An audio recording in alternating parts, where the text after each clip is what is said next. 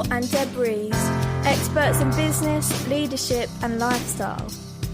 Skilling yourself to a successful you. Emotions are your value, and your value is your business. UK Health Radio. Happy days, we're in and we're up and running, and welcome listeners to another week. And wow, how fast, how super fast, how crazily fast, how sometimes overwhelmingly fast do these weeks go. And you think about, wow, people say life is short. Friggin' tell you it is short. It's so short that it actually is shorter than short. I think we all run midget lives. It's so short. It's crazy. And when you look at our date now, we're into Feb already, and I think, wow, what happened to January? It was a blur. When considering January is like the longest week, or one of the longest weeks, or the longest week. I don't know, we're not good with these things, but darn it. Just gone too fast for my kind of liking, that's for sure. But you know what? I suppose when things flow quick, then maybe you're thinking quick. I don't know, maybe you have to slow down your think to actually slow down your time. Slow down your energy to get more out of the day. I don't know how these things work, but you know, I'm pretty confused at all. But you guess what? We are back, yes, and welcome listeners to another show, another venture into the mindset of business and life and all those crazy things that we tend to talk about and go into. And of course, I have with me today the wonderful and the one that kind of brings depth to everything that we talk about on the show, and that's Deborah Sinead Rees. That's for sure. So she's here to divulge your life strategies into the hearts and veins of your emotional minds and all those stuff that come with it. And yeah, it's going to be one of those shows, you know. We're going to have a bit of a free ride today and dive into anything really that kind of sparks the emotional mind, as they say. Yes, emotional mind, I said that. We do. People think of our mind as that kind of big chunk of something that sits on top of our shoulders, when actually our mind we can't see. It's something that's there, and functions with us and connects us to everybody and connects us to everybody else's, I don't know, energy of thoughts, ways and being, but yet we can't physically see. It's crazy. It's like the wind. I mean, why did the wind become invisible? I don't get that. What would you have it be? Wouldn't it be nice if it was like a lime green? You know, something that stood out. You could, something that kind of you could see coming without having to rely on leaves and things. You know, imagine now you just say, oh, here it comes. But, you know, why did it have to be invisible? Why did the mind have to be invisible? Why couldn't it be a colour? You know, different colours for different people, or different colours for different mindsets. Well, there is what we call an aura. No. Our aura is a make-believe thing. Listen, I want to come clean here. Yes, I get it, I understand it, I believe in it. But here's the thing. Nobody has actually seen an aura. Yeah, there are cameras that can actually capture. Claimed. Let's be clear here, it's claimed. I'm a big believer. You know, I'm not dissing this. I'm very spiritual. I understand the importance of aura and colour, all these things. You know, I'm going to retreat this weekend and I'll be working on my aura.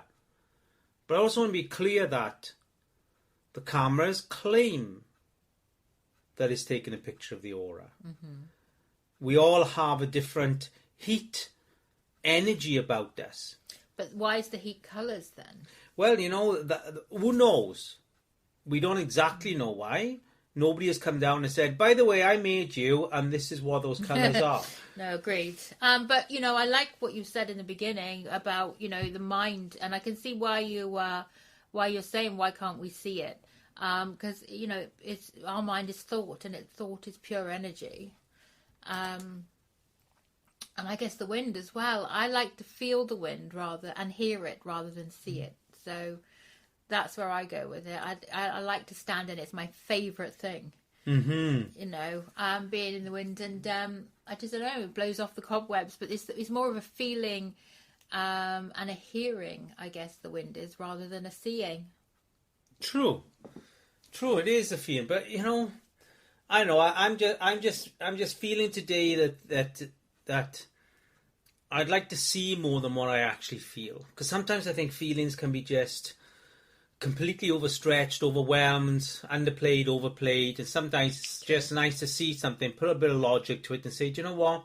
I see it. Yeah. That's how I'm going to measure it, and that's how I'm going to understand it. And I get that. Yeah, I hear that. I think that's where I am today in all this, listeners. And it might sound a little bit different, but, sometimes you just got to have a shift in mindset and think, well, you know what? If I can't see it, I'm not sure I'm going to measure it. Yeah, absolutely. Think about these airwaves. I mean, we're here and we're crossing airwaves with a voice. I mean, isn't that crazy? Yeah, it's all energy, see? It's all mental, man. It's crazy stuff, it is. So would you like when we were talking for some colour to come out of our mouths? Well, I'd like to see the colour of people's mindsets. That, to me, would be completely interesting. Yes, it would. Because so many people falsify their understanding of their own mindsets. I mean, we go into business. I mean, you talked about this before we come on air. We go into business, and people's expectations are very different to what turns out, because there is a huge misconception in running a business, in a sense that, it's a product, you sell it, you make money. No. It's all about your colour of your emotions, the colour of your mindset, what you emotionally see rather than physically see. It's all that is what creates the build of your business. We talked about life currency and money currency so many times, but yet I'm going on so many platforms over these weeks, so many networking events, and I mention the word life currency, and people look at me like I got 3 horns coming out of my head, and I think, wow, you're not getting the importance of your own growth to develop your business. But have you termed that? Is it you that said life currency? Because maybe people just need to know what that means, because it's new, right? Well, here's the thing. I've not met a successful business person that works on their business.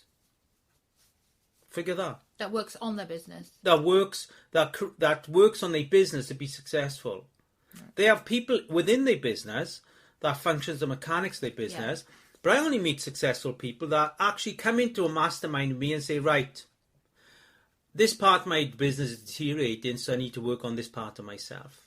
When I work on this part myself, that's going to drip feed down into the people that work in my business, and then that will mend itself. They don't talk about their bank balance. They don't talk about their fat wallets. They don't talk about the amount of money they have. They talk about the amount of emotional development they have to work on, critical part of themselves, in order for that critical part of the business become successful. I'm not taking away the tools here of business. Business plans, sure. Pipelines, campaigns, quality control, people control. Not taking away any of those things. But the moment you run a business, it becomes everything you are. Everything you are. That's fact. So when you want to better a part of your business or improve a portion of your business, unless it's a quality control problem or a people control problem, then of course it's down to the leadership. And the leadership doesn't start at the leadership underneath the business owner. It starts at the business owner, how he or she is emotionally growing themselves in that critical part to then grow everybody else in that critical part. You cannot better the mind of somebody else if you've not bettered yourself first. It is not possible.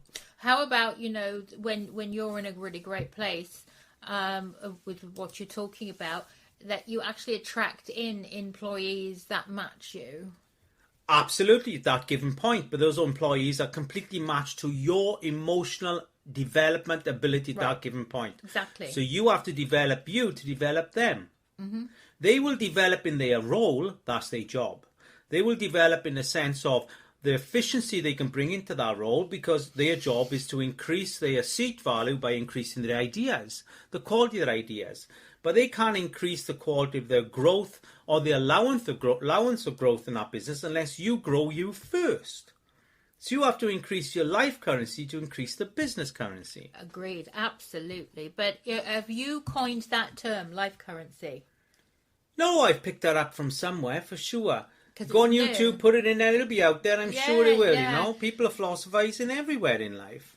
Yeah, I was just wondering if, when people look at you with, you've got 3 horns, it's because they don't understand what life currency means. I can understand that. I get with that also, and it might seem a little kind of pushing you, but, I think it's important. We're at the time where people are talking about the change that COVID made and all these kinds of things, but what I'm also seeing is that, business is becoming is still in its stagnant place in many places, because the word well-being is come out there. Thankfully, it's been allowed out, and is thriving through people's businesses now, the importance of well-being, because well-being is what creates profit also. It creates a bigger profit in business. I was on a call yesterday with an expert from the US who was voicing how businesses are struggling to keep people employed in those businesses. And the greatest loss in a business is actually the amount of trained people that keep leaving all the time, right, because they are discontented in staying where they are. And the business is trying to, in many ways, we're going to say, budget for that. Budget for people coming and going, a large amount of traffic coming into the business and leaving the business, and in the shape of employees. But here's the thing, don't budget for it. Retrain. Get the people that should be the influencers in the business. Be true evolved influencers. With the greatest respect, there are a huge portion, 99% of businesses are running themselves unconsciously in the business world. right. I have worked with so many businesses where the moment you walk in, you can see how unconsciously that business is running itself, even though it could be making a profit, even though it could be making money and growing. But what will happen is it'll get to a point where it stops growing. We have seen so many big businesses just fold, and people wonder, wow, how did that happen? Because the business became unconscious in its way of functioning. To be a conscious functioning business, you have to have a conscious functioning environment.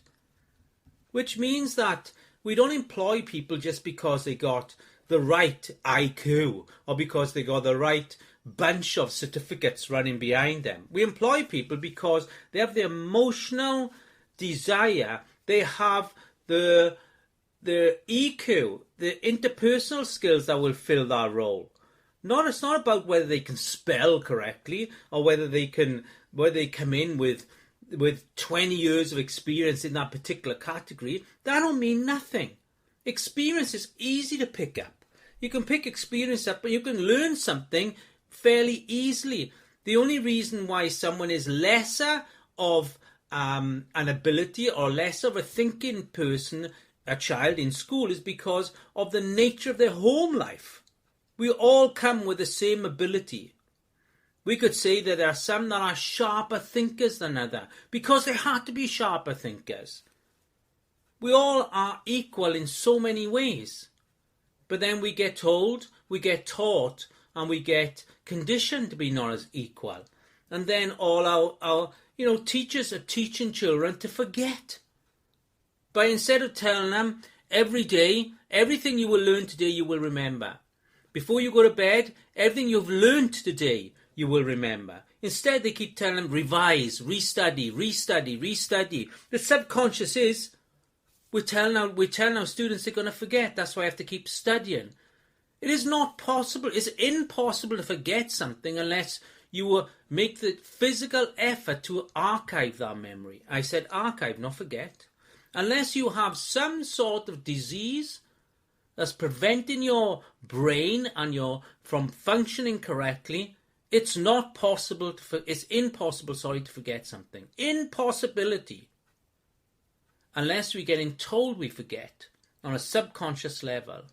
And that happens in so many industries, from teaching to business, you name it, even our parents. They all teach us to forget. All teachers forget. Then suddenly we get to a place in life, an age in life, where we're overwhelmed with what we thought we didn't remember, what we thought we forgot. Become overwhelmed in our remembering of those emotional triggers and traits that we thought weren't there. And then we're having to we have to go to counselling, or we've got a life strategist like yourself there. We go there because we're suddenly realising, I do remember. And there's consequences to that remembering. So remembering becomes a negative then. True. It's all topsy-turvy. And it starts in the very early days of life. you know, your parents give you a row. Your parents give you a row about something, they're negative about something. Then basically they are unconsciously, subconsciously, negatively, then want you to forget about that because of their own guilt. So then you are learning to forget something, because if you do not, they become guilty, embarrassed, shamed in the way they treated you at that given point, in what they said to you abruptly, wrongly, judgmentally at that given point. And then they come back with a different reaction, which is then all positive. Then it leaves you in a place of, well, what do I do with that last emotion I just felt? Oh, I'll archive that. I'll bury it. So then you are teaching yourself to bury, forget, although we cannot remember, the most intense of learning emotions that we get from the people we love, we call our parents. So they are telling us to forget without even telling us to forget something, because they put in the guilt and the shame that they feel. And we are feeling that, so we have to leave that go. Then we go to school. Then the teacher's saying, revise, revise, revise, restudy, restudy. Then they're telling us, oh, I must forget then. I must keep forgetting something. I can't maintain, I can't sustain, I can't hold information. Then we go into the workplace and they're saying, you best remember. Now this is a huge contradiction, because the first 16, 17 years I've been told I forget everything. Now I'm going into work life and they're saying, now you best remember because we're paying you for your experience. Oh, now I'm suddenly in a work environment. Now I'm reversing my emotional anchors, and I'm starting to remember everything. Now this is when it goes pear-shaped. Oh, now suddenly why do I feel this about myself? Suddenly why is it I can't hold a relationship as an adult? Suddenly why it is I'm always financially broke as an adult? Why can't I keep down a job as an adult? Why is it I keep falling out with people as adults? Because suddenly, all those 17 years you were told you forget everything, you're now told you have to remember everything because you're being paid to. You reverse that trigger. So all those archives that were never forgotten, they were just put away, are suddenly coming forward in a way we don't understand. We don't understand how those archives are suddenly playing a huge role in the cause and effect in our lives, where I can't function correctly. Why am I all this way? Then they come to someone like yourself, Deb, a life strategist. Then you have to figure all that out. But here's the thing, all they're doing is remembering again what they were shamefully told not to remember, without actually being told not to remember. That's crazy. Do you get that? I get it all. It's very deep. You know, you're being deep today. And that is, and this is the thing, when we go into business, when we go into career, this is what happens.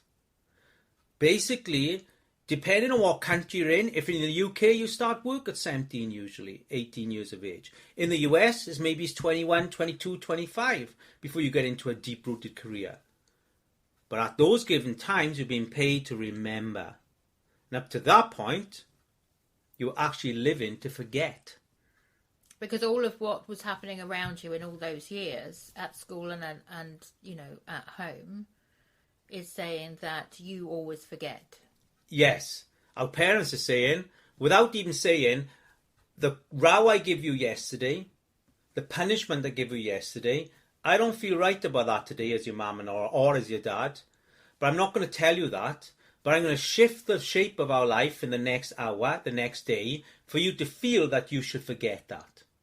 So I'm not going to tell you, forget what I said to you yesterday, forget how much I hurt you yesterday, because I'm ashamed of it. I don't feel right about it. I'm going to not say anything at all, but but the energy that I'm going to put into your life is saying, you best forget it, so learn to forget. So how much parental guilt do you think is out there? Oh, Deb, 100%.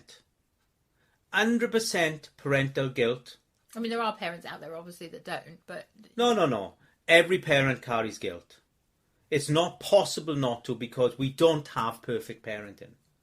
No, I get that, but I'm saying that some people just, you know, treat their kids as they treat them, and they don't get guilty about it, is what I was saying. But I guess that's a small minority. No, it's a huge minority. It's called unconscious parenting. like unconscious schooling, unconscious in career, unconscious businesses.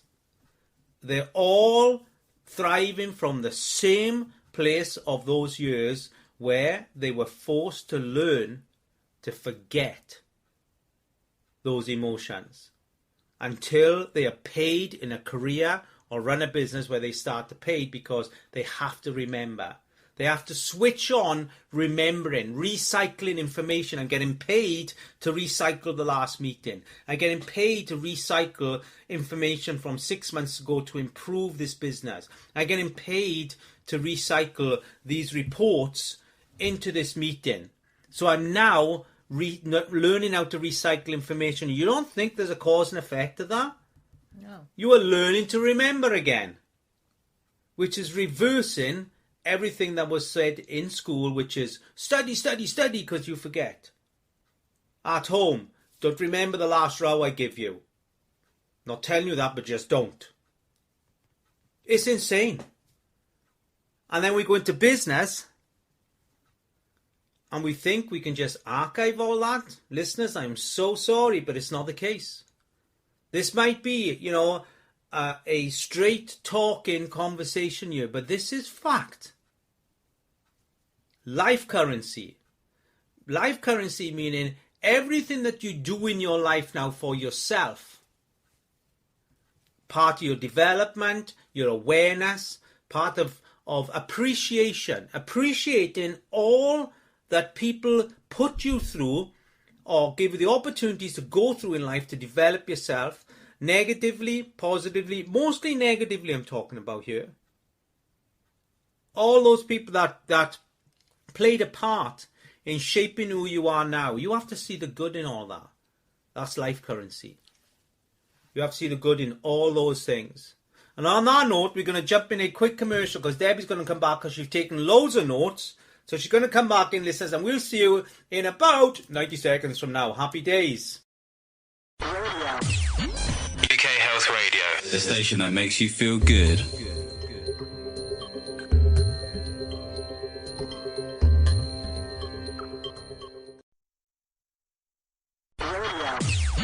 UK Health Radio, the station that makes you feel good.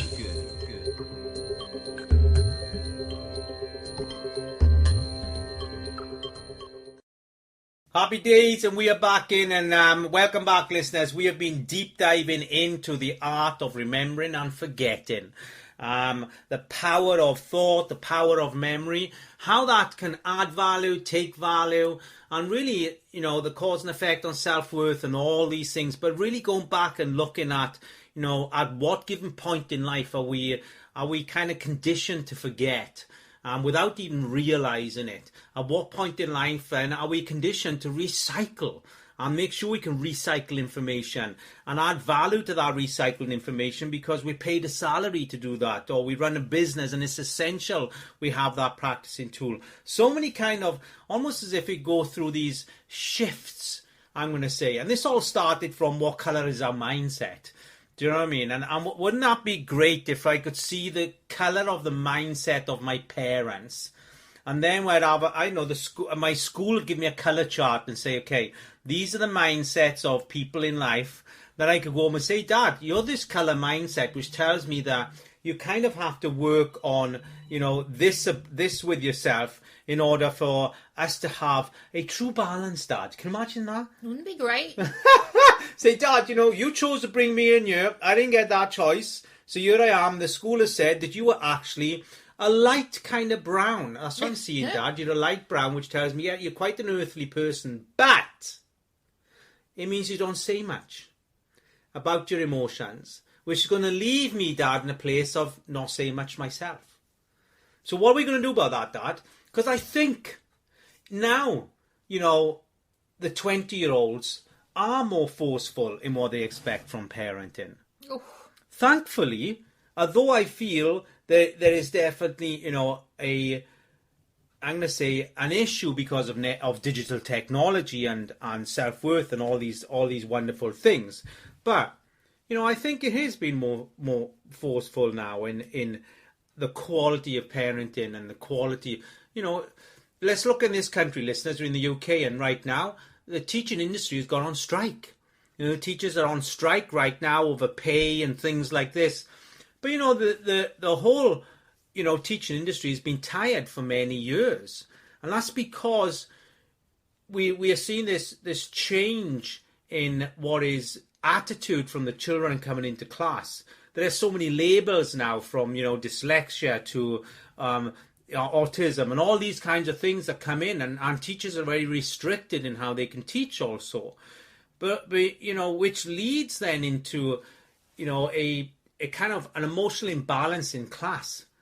And these are tough environments now. They really are, because I think we're in this old transition of shift in one, the quality of mindset we expect to be around, the quality of support system we want around us, and the quality of conversations. All these things are shifting now from where they were. And I believe, we are in a complete new approach, a new wave, one of business for sure. We see network events where it's not about putting your links to your business and putting in, prices or products. It's about actually getting to deeply understand the person you're in conversation with in the Zoom room you've been put in with. I was on a networking event yesterday. We didn't talk about our business. We talked about our life.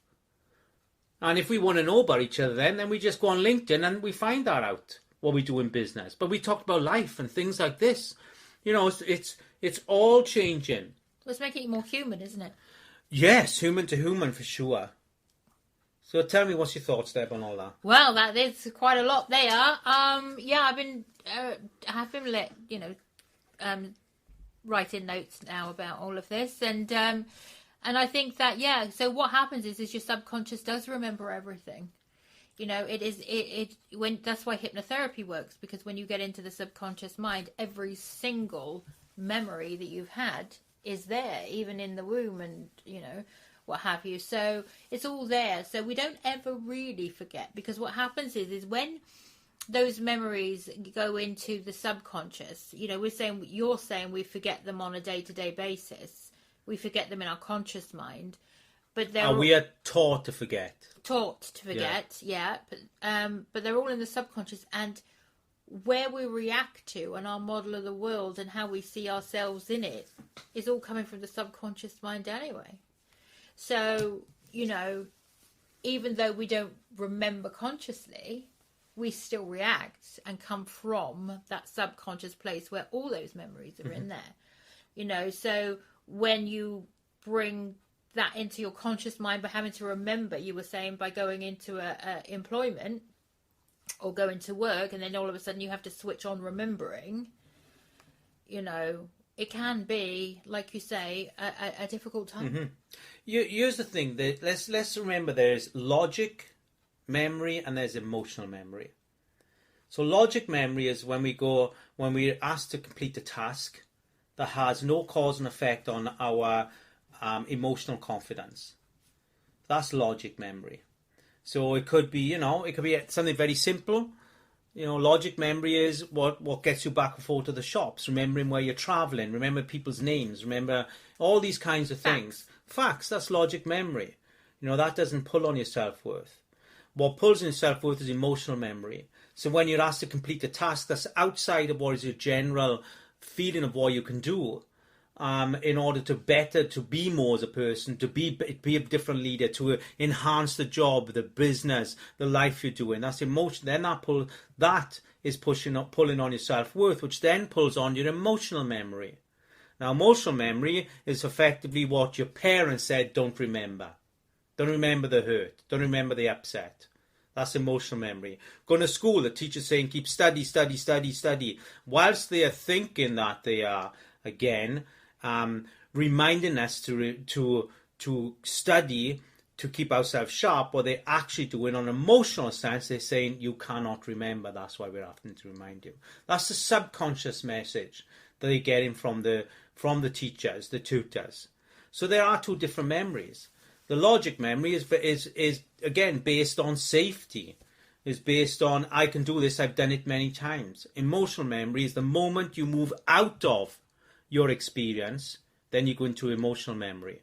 Now, when we start functioning into an adult life, the more we push ourselves. Now, not everybody does.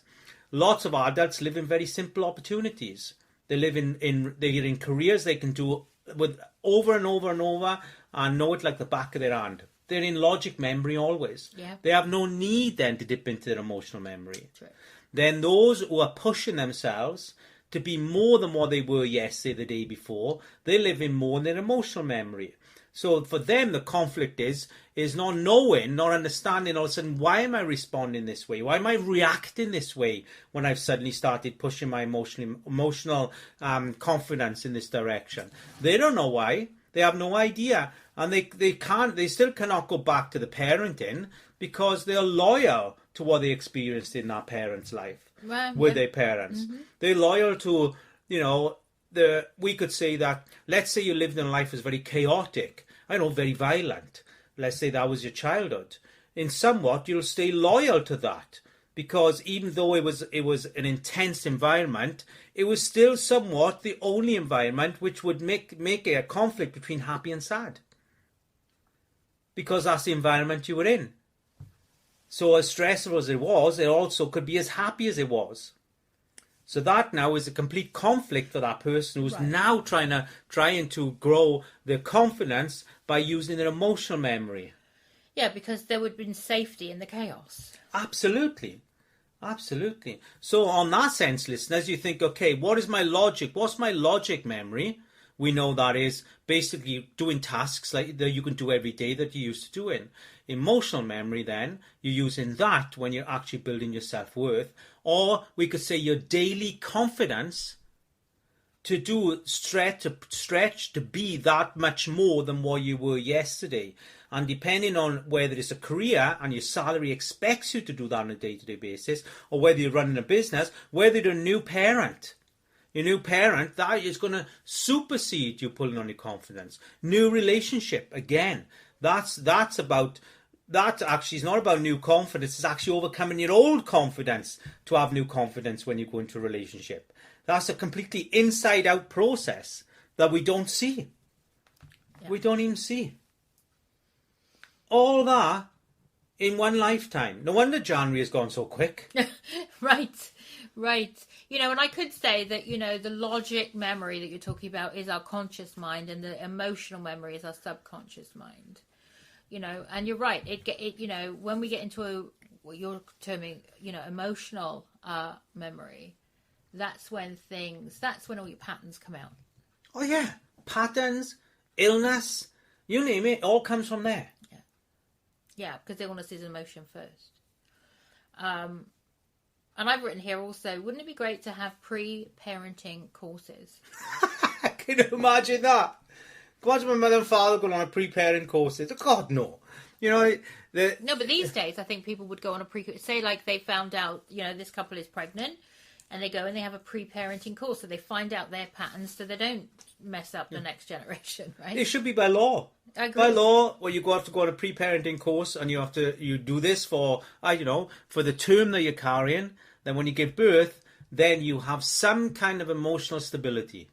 Yeah, but also then, there can be a tailwind to the first year of the baby's life as well, Here's the thing, Deb. If everybody had emotional stability, success would be at a far greater rate. Exactly. Than what it would be. And I'm not talking about monetary success. I'm just talking about happy success, relationship success, parenting success, materialistic success, business success, freedom success. Yeah, because success in the now success. Success is different for everybody, isn't it? Absolutely. People term it in different ways. And that would be at its greatest capacity. Yeah. If people understood their emotional memory. Their emotional, no, let's not say triggers, because that's going to take us into a whole new concept of something. So let's go back to, what are we? We are a business talk show that merges loads of other stuff in there to give you a really rounded feel of life and business. That's what we're about here. But what we got into today is the complete understanding as to, actually, this is where your business starts from. Your business starts from, how do you recycle information? What does that feel like? And what's the percentage of that recycled information that affirms your loyalty to disappointment from your past? Right, that brings up emotional memory. Yeah. Negative emotional memory. Yeah. And that does, let's also understand this, listeners. You could have had what you consider to be the most perfect life in the world. But I guarantee you that there are large aspects of your life that you have yet to work through. That's a guarantee. That is a universal guarantee, or there's no purpose to us being here. Right. No purpose at all. Money doesn't make perfection. Materialism doesn't make perfection. A successful business doesn't make perfection. What makes perfection is when you start looking at the inner version of yourself and how that creates a cause and effect on what is your logic life. That's what starts to create. We will never reach perfection, thankfully, because it is not an end place. The word perfection is a misconception, because perfection isn't a place we actually can get to. It's a place that we think about that causes, I'm going to say this, a break in confidence. Perfectionism is the most controlling depletion of self-worth alongside money that there can be. And that's why society plays on it. Absolutely. Every magazine, whether it's a girly magazine, a health magazine, fashion magazine, whatever it is, all play on that perfectionism, that emotional perfectionism of people's lives. Oh my gosh, we can go to films, we can go to social media, like it's everywhere. The secret is to just be rather than look to be. When it comes to perfectionism. You see, when you grow in, you organically, naturally grow out. That's the fact. Oh, it's inside out, not outside in. If you can increase your life currency by 20%, you will increase your logic currency, which is business, paper money, by 40%. You will transfer 20 to 40%, but you have to increase your life currency by 20% first to do that. How do you do that? Well, this is the whole thing. You have to start. It takes more than this call that we have here to do that. And let me tell you where. Let me do this. You want to really look at your life currency, then you reach out to Deb here. So you go on to Facebook, Deb? Yeah. Where are you on Facebook? Deb's Rees. Go on Deb's Rees on Facebook. You'll find it there. Do you have an email? info@accoladeacademy.com. Oh, that was quick. info@accoladeacademy.com. Reach out to Deb.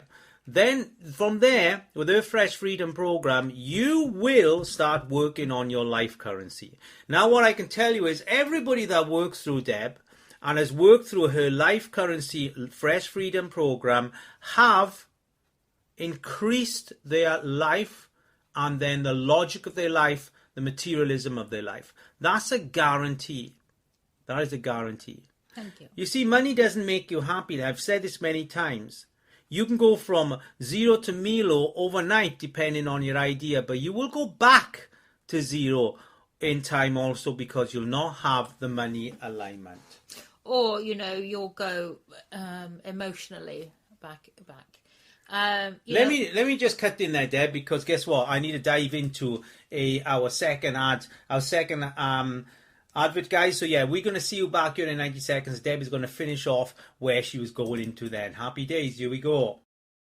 UK Health Radio, the station that makes you feel good.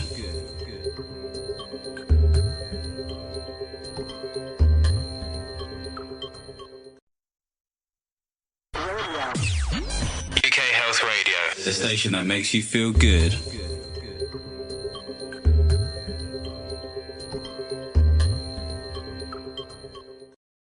Hello listeners and welcome back to the show. Okay, yes, you are UK Health Radio, and let's remember also there are dozens of presenters and dozens of different shows here on UK Health Radio. Please tune yourself in, have a browse through the website. There's loads going on here on a weekly basis.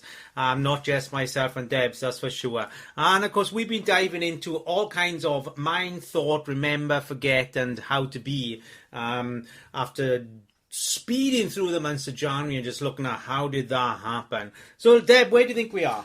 Well, before the break, I just wanted to say, because you were talking about perfection and perfectionism, and how it can just stunt you and stop you, even bothering to go for something. I also had, I wanted to say about a client I had recently, and she said that she didn't think that bodies that weren't perfect should make love. What? She said she has this weird thing in herself that if a body isn't perfect, it shouldn't make love. Wow, that is a massive statement that could create a huge onslaught. Right. Back to this show, that's just crazy. Well, she was saying, she wasn't saying she agrees with that. She was just saying, from her own standpoint, she wasn't perfect enough to engage in that. Oh, I see. Do you see? Yeah, she wasn't like being... Oh, she's talking about herself then. She's talking about herself and her own perfectionism. Oh, right, now I get it. And that she just feels like if she's not good enough or perfect, then she shouldn't be doing that. Shouldn't be experiencing, wow. Right. That's pretty full. And that is the extremity of what perfectionism brings. Right. And the cause and effect of that. Because there's people that strive to get better, but there's hundreds of people that don't bother. Because if it's not perfect... They'll not go ahead. And they don't think that, they have to start off perfect. Right? People forget that, there are no overnight successes, even though it can look like that, right? Yeah. So if she's got this thing that she shouldn't be engaging in, sexual relations. It's your kind of worms, not mine, girl. That's for sure. Listeners, I just want you to know I didn't bring this into the show as Debs is. No, but it's, and we're real, so let's be real. She doesn't feel that she's perfect. She has to be. She feels like she has to be perfect in order to do that. But she's putting that to that part of life. There's countless people out there, one, that think that way, and two, they're not perfect enough to be able to, they shouldn't be doing it if they're not perfect. And there's countless people out there that feel that within starting a business or anything in life. Yeah. I have to be perfect in order to start, and I'm not perfect, so I'm not even going to bother. Yeah, you're right. I mean, I've met so many people that always say when the time is right. The time is never going to be right because time is our own version. It's in our own mind. Yeah, and they're thinking when I'm right, not when the time is right, but when I'm right. Yeah, absolutely. And somewhere there's a little voice in the back and say that'll be never. Mm-hmm. So it's a shame that people just think they just can't. Yeah. It's not going to happen for them. So perfectionism does really stop so many people. I mean, how many people out there are running businesses but are full to the brim of imposter syndrome? Boy, no, yeah, absolutely. That's rife. And what's great about bringing that conversation is that now well-being has come to the surface and is something that's been embraced in the business world. People are happy to talk about their imposter syndrome on networking, and I brought it in many a times, and I've seen there's now a trend where people are saying, I've massively suffered with imposter syndrome, but imposter syndrome is a silencer, is something from your childhood where you never felt you were part of that home community or you were pushed aside, and I feel mine comes from the first 18 months of my life. That's what I feel, as far back as there is where it comes from. But imposter syndrome is when you weren't allowed to share your voice, you weren't allowed to share thoughts. They were never good enough. You're in an environment that you didn't belong to. And that has to come from home life first. But it doesn't mean that your home life has to be negative for that. No. It can be just, we could say details or... I'm not really sure how to go into this because this is your bag, not mine. Well, it's it's parents that can be encouraging all the time. You're brilliant, you're great, you're this, you're that, you know, and just over encouraging and then the child doesn't believe them or believes them too much. Then they go out in the world for a little while and figure, well, actually, I'm not all of that. I'm just normal like everybody else. So then they're going to feel bad about it. So, you know, it doesn't have to be a negative. It can be a seemingly positive. It can be parents that are like, yes, let's get out there. Let's achieve this. Let's achieve that. Let's achieve this. You know, and then achieving becomes their worth. Yeah. Wow. So it's all, there's lots of different ways that it can, you know, I don't know that there is, you know, we're talking about perfection. There isn't a perfect parent. We all know that. But then we forget that. We forget that there isn't a perfect parent. And we put it on ourselves. You know, and then when we're putting it on ourselves, we're only a product of our own environment. Yeah. Always, until we change it. Well, that's the thing, until you change it. And when I say change it, it means, you know, what are you changing for yourself? What have you upgraded in your personal life? And I don't mean on a materialistic sense. I mean, look at myself. I've spent the last, so I'm 54. I'm definitely been the last 34, 36 years. I've always biked. I've always been on mountain bikes. I've always been on cycles. And then all of a sudden now, these last 4 months, I introduced, you know, hiking into my life. So you think that biking was enough, but I felt that bringing hiking in and going on, you know, 10-mile walks, I'm looking to take that to an extreme level of, you know, 26 miles, things like this. I'm reshaping what I'm experiencing. I'm still outdoors, but I'm seeing the outdoors in a different way. I'm actually having to grow patience in my distance that I'm doing. Because, you know, when you travel on a bike, you cover a lot of distance very quickly. Now, it's a lot less distance. And the whole emotional approach to hiking from biking is so different that it's asking a lot of me. But I'm reshaping my whole understanding what the outdoors is just from the walking. It's just fantastic. So for me, by increasing that shape, increasing that understanding of what I love, by being out there, is going to increase my emotional currency. Yeah, because, you know, what you can, if you're retraining your brain, what you can say to yourself is, when I walk, I see more. Yeah, this is it. I am seeing more. I'm smelling more. I'm experiencing more. I'm seeing more colours.